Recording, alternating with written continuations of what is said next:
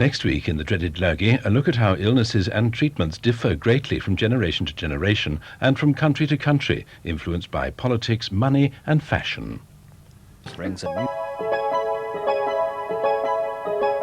Now on BBC Two, another programme in our series looking at different health aspects throughout the world, examines the influence of the winds of fashion on the world of medicine. The dreaded Lurgi.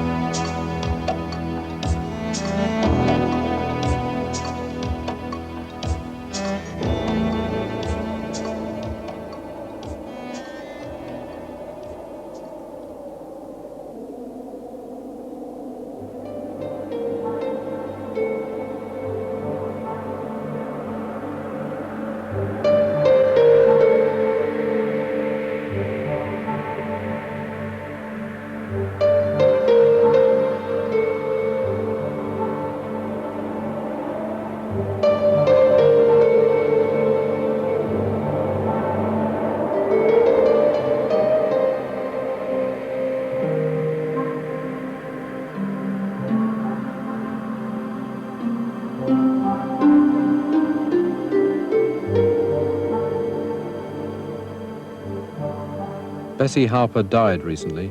She was 69. She'd suffered from rheumatoid arthritis for 50 years.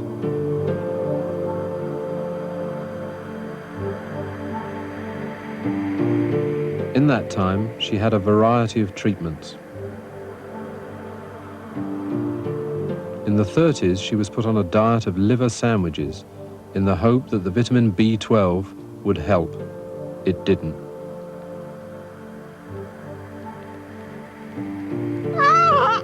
She had her teeth pulled out because they were thought to harbour dangerous toxins. It had no effect.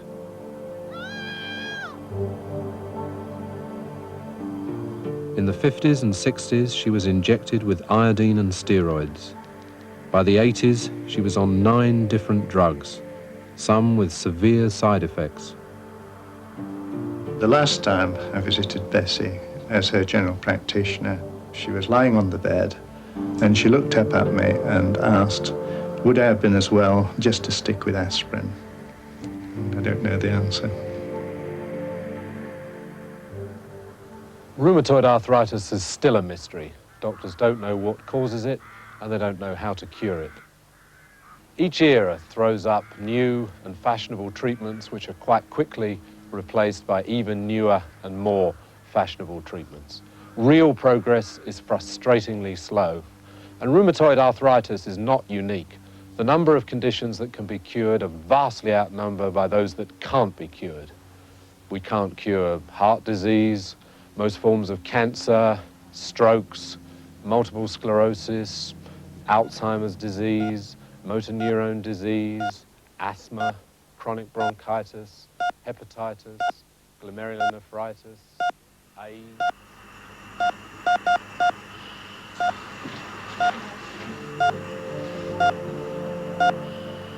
Welcome to the age of modern medicine. An age of high-tech science. Today's doctors are using ultrasonics, radionuclides, and computer graphics. Life expectancy is up, infant mortality is down. We have the technology to keep people alive longer than ever. Medicine has become a maze of statistics, survival curves, and decision trees.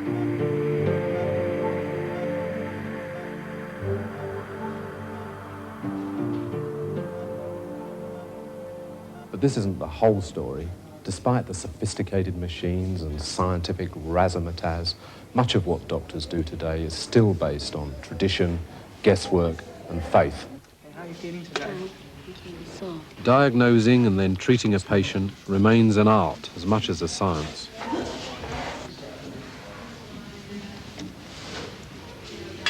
Just re-squeeze on In each case, doctors believe that they're doing the right thing, but they rarely know for sure. Your blood pressure's come down this time, 138/72.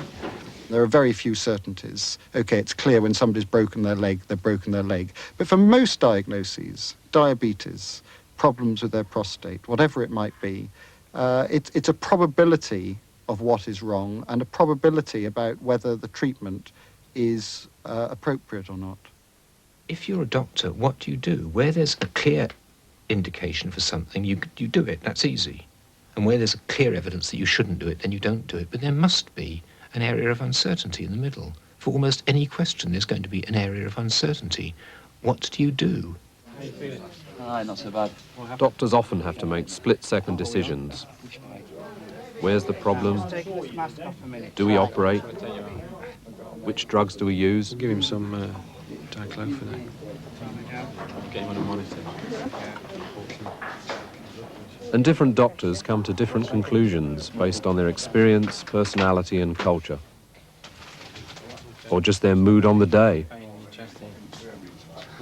No. No pain there. Yeah? And inevitably, they're influenced by fashion.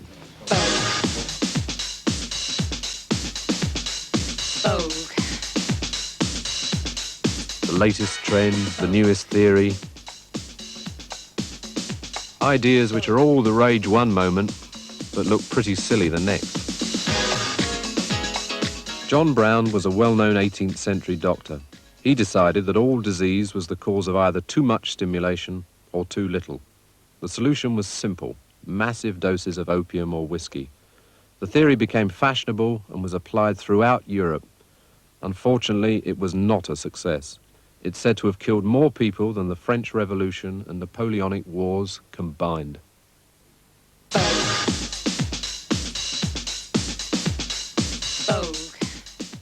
James Ballantyne, an eminent gynecologist, wrote in 1898 about the dangers of women's cycling. It may cause dysentery, appendicitis, hemorrhoids, hernias, even sudden death. In young girls, pelvic bones are crushed, causing possible rupture of the uterus in subsequent labour. Fortunately, women ignored his advice and have lived to tell the tale.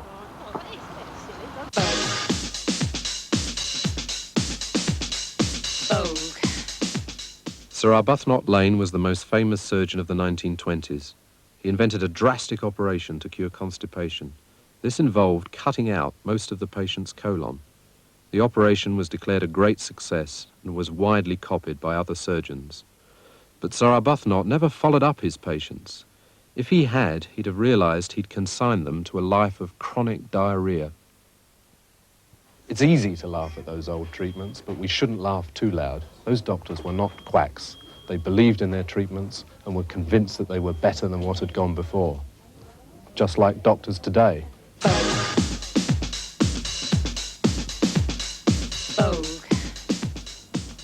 In my own lifetime, I've seen tonsillectomy go in and out of fashion.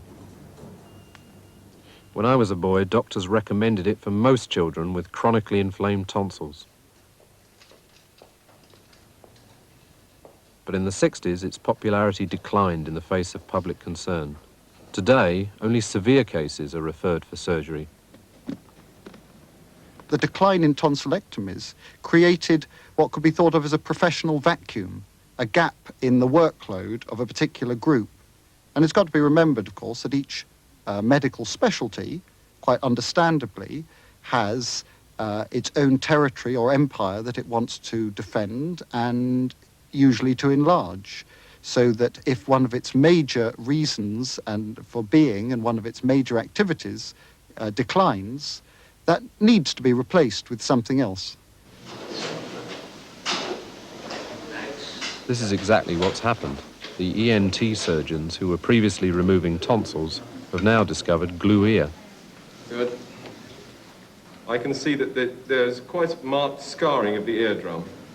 It doesn't look completely normal to me.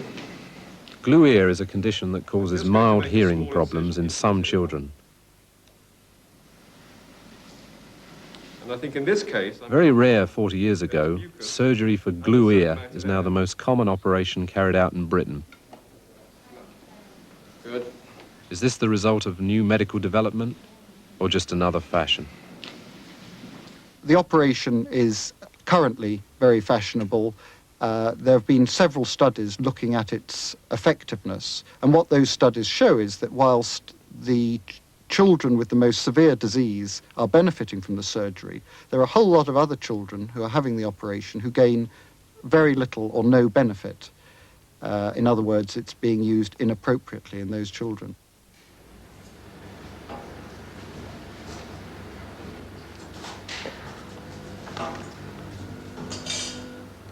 I think the epidemic of surgery for glue ear will decline during the 1990s.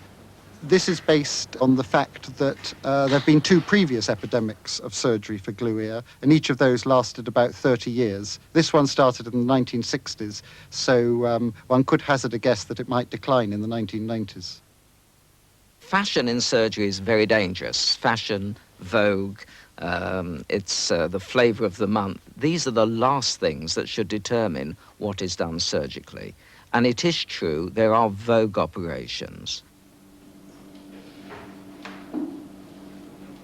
An operation called sympathectomy is used to treat Raynaud's disease, a condition which causes fingers to go white and then purple when exposed to extreme cold. Now, there's a theory that this is due to spasm of the arteries in the fingers, due to overactivity of nerves that come from the neck down the arm.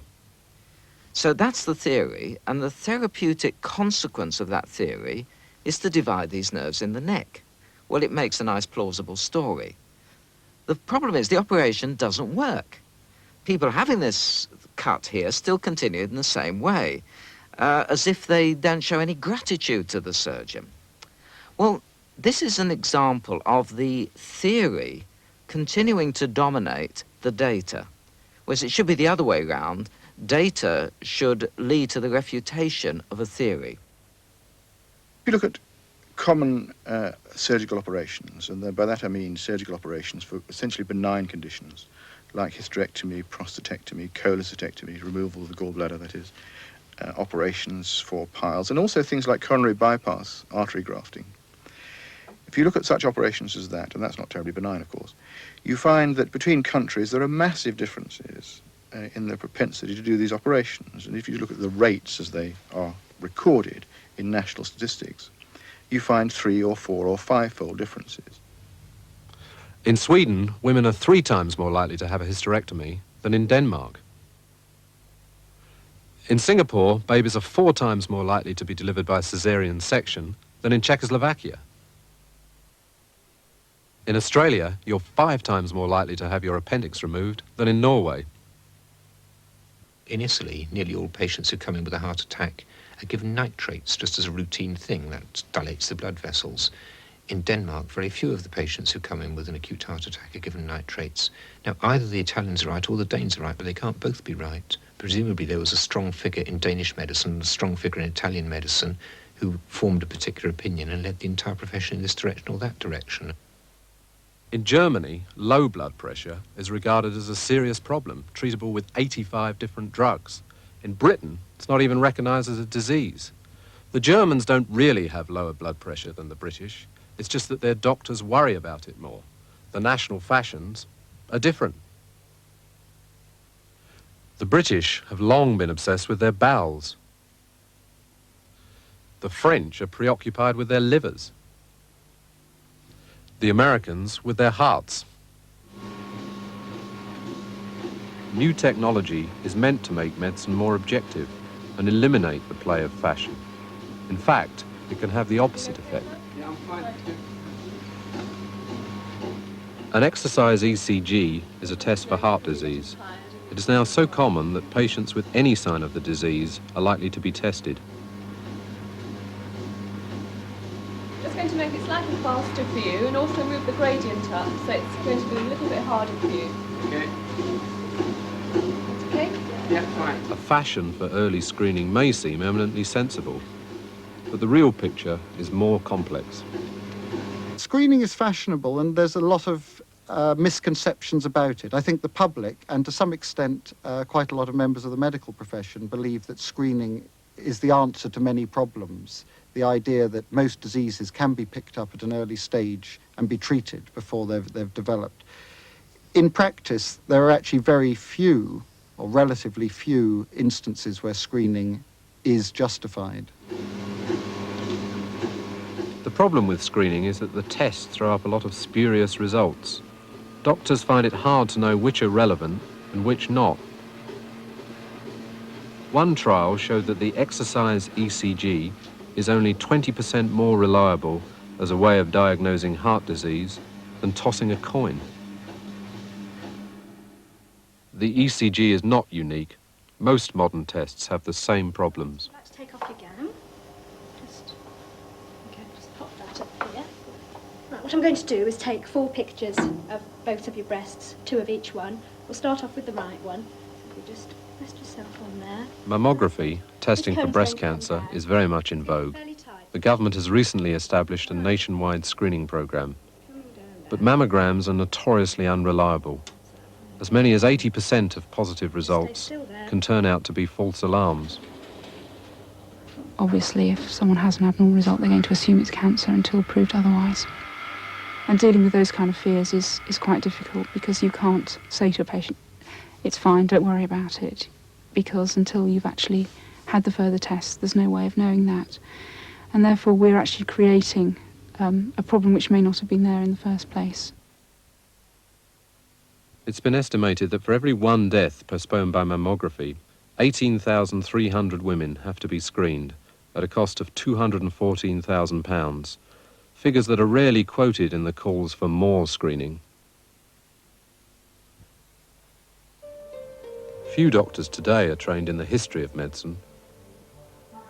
If they were, they might appreciate how little has changed in the last 200 years. To the editor of Gentleman's Magazine, 5th of August, 1796. Dear Sir, it is to be lamented that the practice of physic, on which the health and happiness of the human race depend, is still in a state of great uncertainty and imperfection. Scarcely 2 writers agree in their mode of treating the same disease.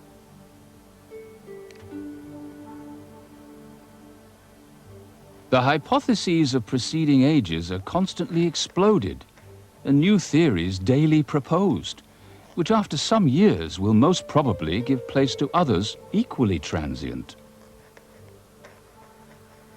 Yours sincerely, J.R.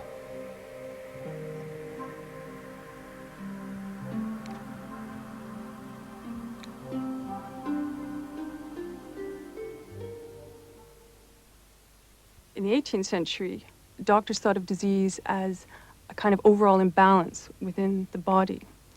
And the body was seen as being continually affected in a very important way by environmental factors. Things like the patient's diet, physical activities, excretions, emotional experiences, the temperature of the air, the quality of the air. All these sorts of things were thought to affect health very profoundly. It was a much more holistic approach than the one doctors tend to take today. Consider the example of chlorosis. This was a wasting disease that was very common among young women in the 18th century. The urine is dark. How art thou disposed?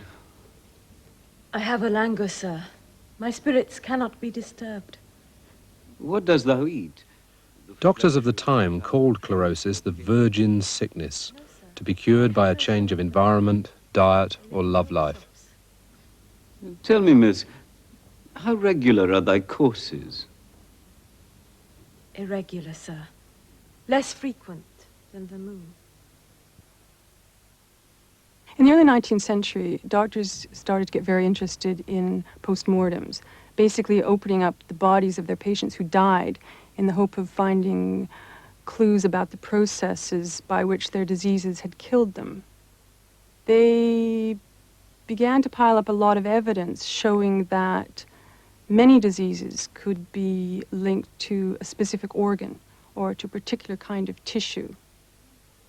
And more doctors saw this as the way forward in medicine. Chlorosis changed with the times and was redefined as an organ complaint located in the liver, the womb, or the arteries, depending on the analysis of the doctor. Are you troubled with circulation? Your beat seems irregular. I am prone to faint, sir. Often first thing in the morning. Does your liver pain you? Your bowels?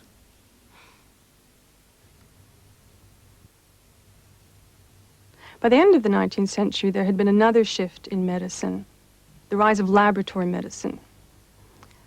This was basically the idea that the truth about disease is to be discovered not at the patient's bedside, as in the 18th century, and not in the dissecting room, as in the early 19th century, but in the laboratory, through a microscope.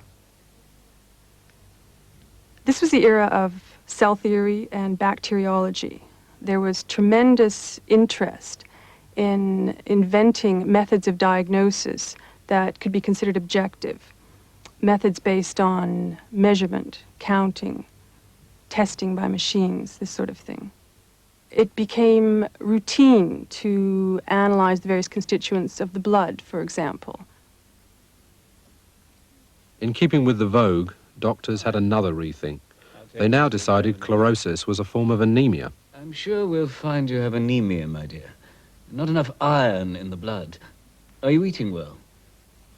Just a little gruel and porridge. I have no appetite. Oh, we must change that. You need more iron. The disease suddenly tailed off. Doctors thought they'd cured it. But by tying chlorosis to anemia, they'd simply changed the criteria for the disease. They'd narrowed the goalposts. Don't you worry, you'll see. At the same time, a new disease appeared, anorexia nervosa. Women who were judged not to have chlorosis were now defined as anorexic. The problem of wasting hadn't been cured by laboratory medicine. It had only been reclassified. It had acquired a new name.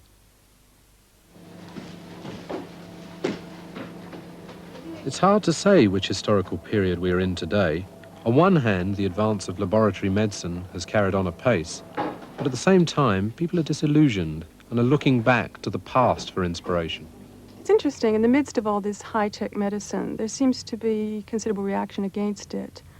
Alternative medicine is thriving, but also within orthodox medicine, doctors seem to be more willing to consider factors such as the environment, the patient's lifestyle, stress, the sorts of things that doctors used to focus on in the 18th century. Spas, for instance, were all the rage in 18th century Europe, used for everything, from infertility to backache. Dismissed earlier this century as unscientific, they are now enjoying a comeback. Some of today's revivals have even older origins. Medieval alchemists were the first to identify the healing powers of gold. Doctors rejected it because of its toxicity. But today, injections of gold are back in favour as a treatment for arthritis. Looking back further still, there's a continuing interest in the ideas of classical medicine. The ancient Greeks and Romans believed the body was made up of 4 humours: blood, phlegm, black bile and yellow bile. A healthy body had all 4 in balance. Disease was caused by an excess of one of the 4. A fever was thought to be the result of too much blood, the hot humour. By draining blood from the patient, the fever would subside. Leeches were used to draw out exactly the right amount. Today, leeches are being farmed again and used by plastic surgeons.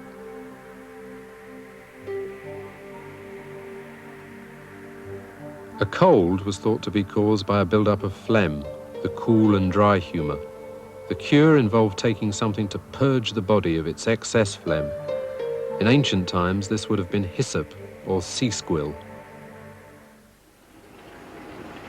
Today, the fashion is for cough mixture. We do have a great ancestral memory about what we think is good for us and so on, which we pick up from the newspapers, from our parents and so on. And a lot of popular medicines on sale today for especially bronchitic complaints will often contain a thick emulsifying agent in them, which fits beautifully with this idea of them being a sort of purge of the lungs that will, in the ancient term, cut through the phlegm and warm you up, and hence, of course, drive out the coldness of your infection. You would give bowel purges, you would give purges of the lungs, purges of even the hair, because, of course, it was believed that the hair itself was a thing capable of purging phlegm. And so by excessive combing of the hair, you could bring some phlegm out of the head. So broadly speaking, what he was assuming that was happening is that when your balance was out of joint, you therefore gave the patient some form of knock, which would simply put it back in again. The idea of knocking or shocking a patient back to health has been a constant influence on medical fashion.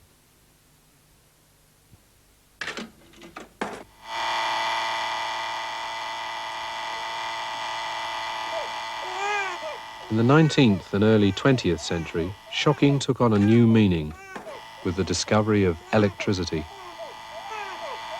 Ooh. Ooh. Ah. It was widely thought of as a life force. Mild electric shocks were thought to be beneficial for the health, to be administered whenever possible. In the amusement arcade, for instance. Take an old penny, put it in here. Ooh. Ooh.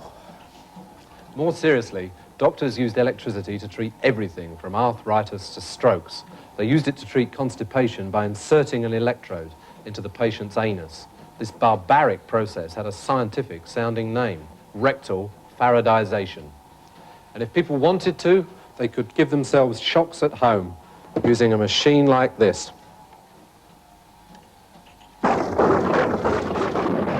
Such faith in the virtues of electricity may seem quaint, but it certainly left its mark well into modern times.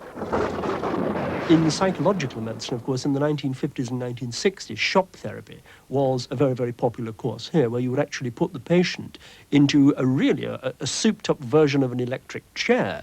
You'd put electrodes into their head and you'd give them violent shocks, in the theory being that you would somehow make them sane again by putting their brain back in the right place.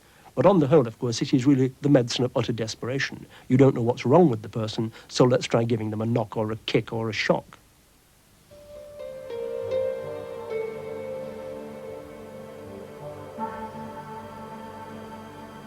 Faith will always have a part to play in medicine. Faith in doctors and their treatments. But the advance of modern medicine surely needs to be based on something more reliable than faith. If we're to make progress with the great incurable diseases, we need to separate out those treatments that are scientifically established from the many that are not.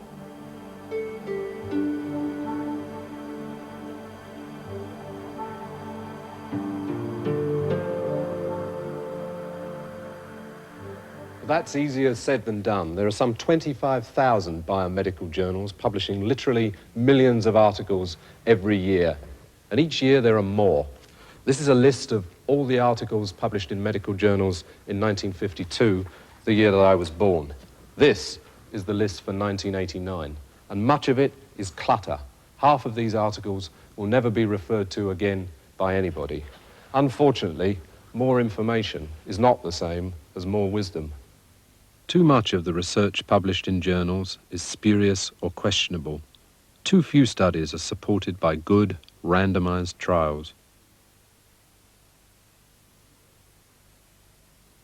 Developed in Britain in the 1940s, randomized trials are the most scientific way of testing a treatment. With a new drug, for instance, doctors randomly give their patients either the drug or a placebo.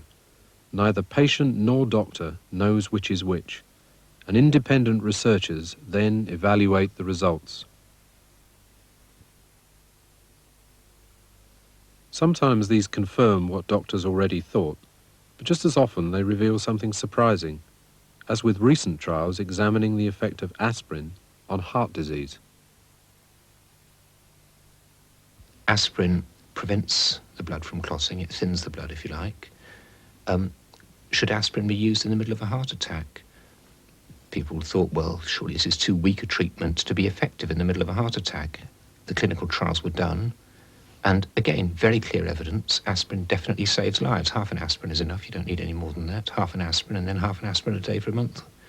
And the results were very, very clear. And so now more than 90% of British cardiologists just use aspirin routinely.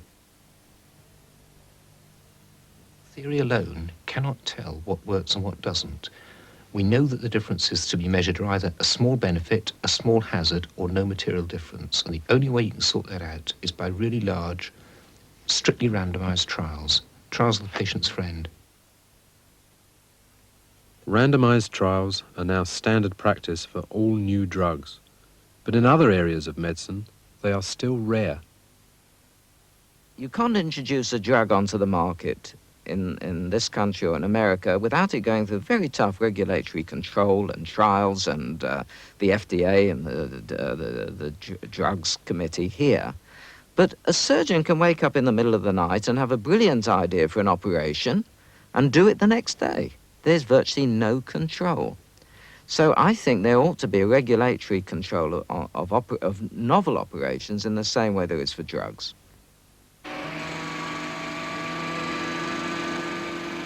Yeah, lovely. That's what happened last time, it dropped out. Angioplasty has been used to treat heart disease since 1977 without ever being subjected to a randomized trial. Yeah. We can go in an LAO. Okay. A small balloon is passed into the arteries on the end of a tube. When it reaches the heart, it's inflated to clear any blockage. Big breath in for me. Cardiologists like angioplasty because they can do it themselves without calling in a surgeon. Breathe away. Right, that's that bit over it. But it is known to have problems. In 20% of cases, the arteries block up again and need further treatment. Sometimes the balloon bursts and the patient has to be rushed to surgery.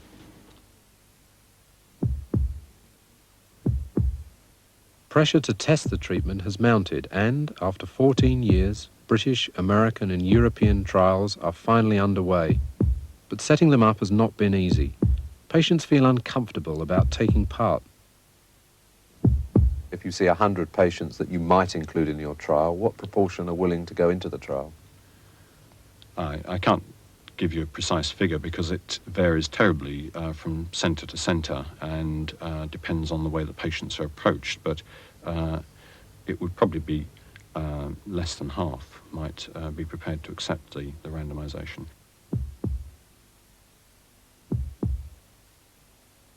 The British trial is now 1.5 years behind schedule. The American trial 2 years. They are millions of pounds over budget.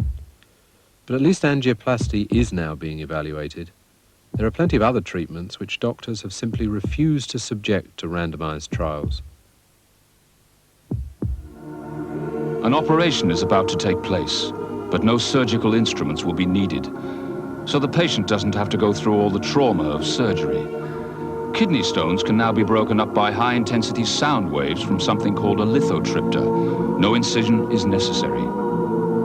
The world of medicine is like any other area of sort of social life. I think that people are influenced by the latest thing. I think that it's ingrained really in the broader culture of scientific enterprise, particularly technological developments, the assumption that new is by definition better. The water's reasonably warm, so don't worry about that. Now we've got to try and get you to drop that right side into the bath as much as possible. So lift your legs. Lithotripter is a machine which uses shock waves outside the body to break up kidney stones inside the body. That's fine. It was a spectacular innovation in an area which had been, to some extent, a backwater for development. And again, we can see it. It's that very bright white shadow there. So we'll start with a very low intensity shock wave, and you won't feel very much. It'll feel a little bit like it to the fringe bit. Sometimes you get a little sensation in your... Urologists regard the lithotripter as so preferable to surgery that proper evaluation is quite unnecessary. And it really shouldn't upset you at all. It really has been a very major advance, this particular sort of treatment. Others are less convinced.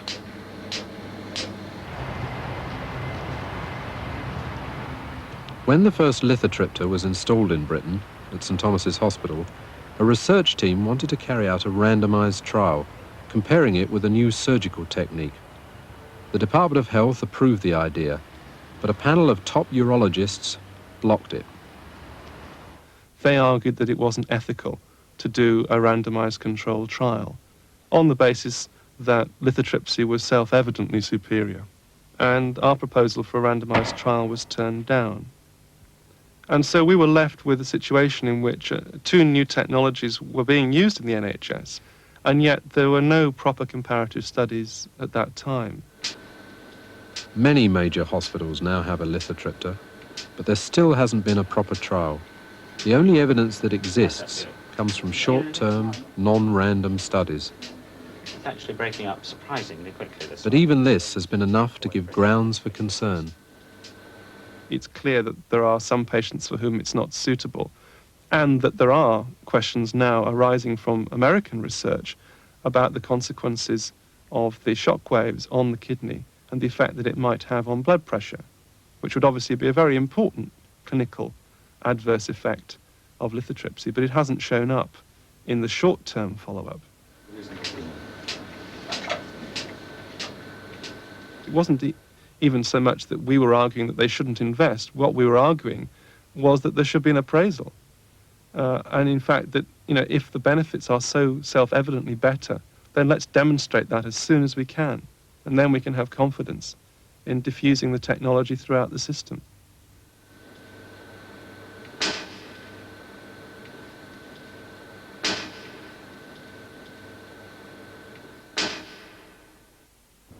I've tried to paint a picture of medicine as something more slippery than is commonly realised, more uncertain, more variable.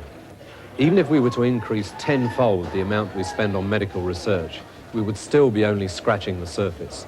The idea that the day will come when science takes over completely is surely fantasy.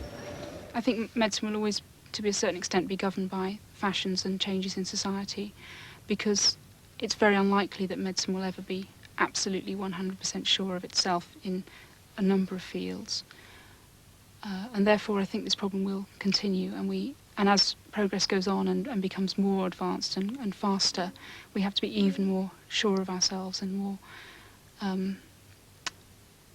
critical of what we do. If the answer to a particular question is not known by anybody, what should one do? Should one pretend there is certainty and proceed in the most likely and plausible manner, pretending that it's a thoroughly evaluated and assessed method of proceeding? Or should one share the uncertainty with the consumer? Bless them, the majority of the patients that I put this to may be uncomfortable about it and perhaps a little disappointed, but they seem to respect your integrity more by the fact that you admit that there are certain things of which you're uncertain.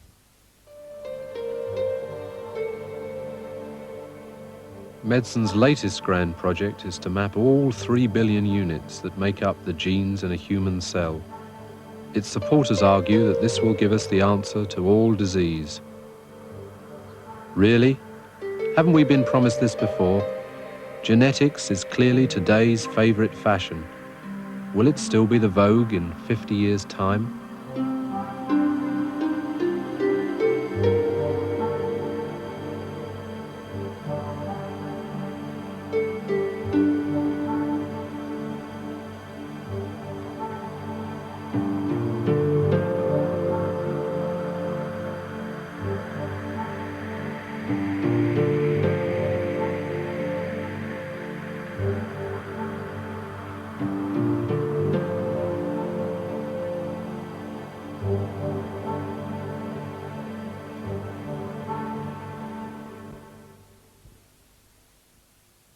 Next week, in the final programme of the series, doctors Tony Gardner and Phil Hammond, who, when off-duty, make up the critically acclaimed comedy duo Struck Off and Die, consider the doctor-patient relationship using both satirical sketches and frank interviews.